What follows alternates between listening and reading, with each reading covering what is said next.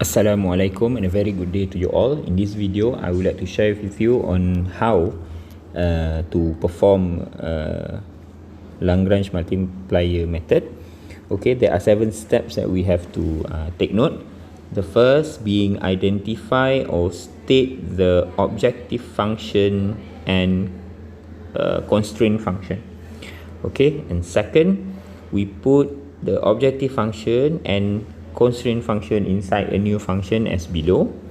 Okay, whereby big F x y lambda equals fx. This fxy is the objective function, and critical function we put it inside this one. We multiply it by this lambda and then we add them up with the previous fx. Okay, and then next we differentiate the new function with respect to x, y and lambda respectively. Okay, and next step, we let each of the function to be equal to 0. Okay, so this one also equal to 0 and f sub lambda also equals to 0. And then next what we do, we solve for x, y and z. Why we need to solve for x, y and x, y and lambda. Why is that so? Because the next step we need to state the critical points. Okay, some problems might give us only one critical point. Okay, and most of the time if there's only one critical point, it's the obvious optimum value that the question wants. Okay, whether it's a maximum or it's a minimum. Okay, and then last but not least, we substitute the critical points inside the objective function if necessary. Okay, usually they ask for the maximum value of something. Okay, so we have to put it back inside the objective function. This one, the one I read. This one, Okay, so let's get started with the first example. Okay, so first step. Okay, first step, we need to determine what is the objective function. What we want is we want to minimize the objective is fxy equals x squared plus y squared. Okay, subject to the constraint function. So wait, alamak salah. Okay, so gx x y equals x plus y. Okay, we have to adjust this one. X plus y minus 10 equals 0, and then we paste it over here. Okay, minus 10 equals 0. Okay, so we get what we want, the first step. And second step, we put it inside the big F function. Okay, so this one, where is the objective? This one, so x squared plus y squared plus lambda bracket the constraint over here, put here. Okay, which is x plus y minus 10. Okay, and then next step, okay, we find the f sub x, sub y and sub lambda for each one of them.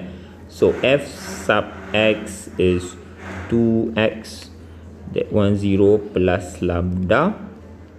Okay, and then f sub y equals 2y plus lambda.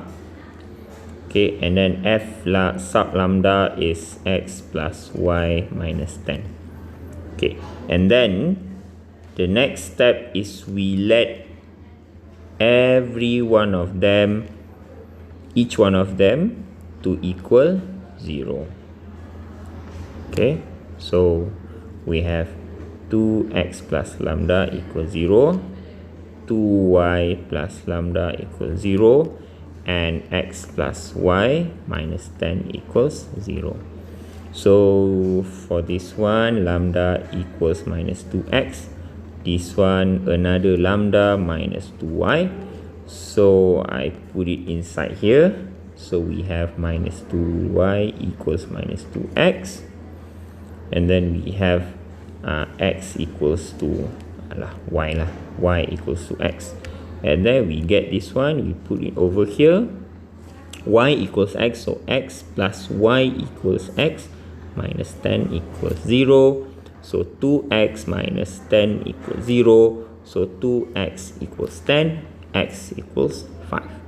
Okay, when x equals 5, when x 5, y equals 5, and lambda equals minus 2, 5, which is minus 10. Okay, so this is the fifth step. Correct, fifth step. I forgot. Where's the fifth step? Fifth step. Oh, actually we are doing the fifth step. We are solving them over here. We are solving them. This is the fifth step. Okay, so we are going to proceed to the sixth step. The critical point is 5 minus 10. Okay, so this is the critical point. And last but not least, okay, we look at the question. The question asks to minimize fxy. So this f from our working, it can be minimized if the critical point 5 minus 10 is inserted into the objective function. So f 5 equals, what's the question? Oh, it's square. Okay, so 5 square plus another 5 square becomes 50. 50. Okay, so this is the minimum value. Okay, so maybe one more example, I guess. Alamak, the number is not nice lah. Tak apalah. This one I'll do in another video. Thank you for your time and attention. Assalamualaikum. Have a good day.